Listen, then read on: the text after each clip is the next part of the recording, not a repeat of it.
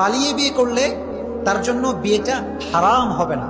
পালিয়ে বিয়ে করলে বিয়ে হবে কি হবে না, বা পালিয়ে বিয়ে জায়েজ আছে কিনা, পালিয়ে বিয়ে করা জায়েজ কি জায়েজ না, এক্ষেত্রে বিভিন্ন রকমের মতামত রয়েছে। হানাফি মাযহাবের মত অনুযায়ী মেয়ে যদি অ্যাডাল্ট হয় এবং মেয়ের মাথায় যদি এই বুদ্ধি থাকে যে কে আমার জন্য ভালো কে আমার জন্য খারাপ, সে যদি পালিয়ে বিয়ে করে সেক্ষেত্রে তার বিয়েটা জায়েজ হবে, হারাম হবে না। কেন হারাম হবে না?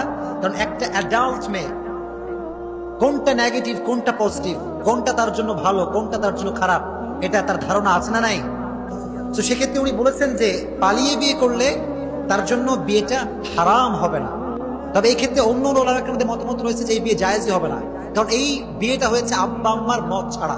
কাদের মত ছাড়া?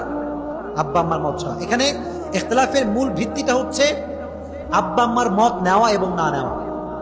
ইমাম আবু হানিফা রাহমাতুল্লাহ আলাইহি বলেছেন আব্বা আম্মার মত যদিও এখানে নাই,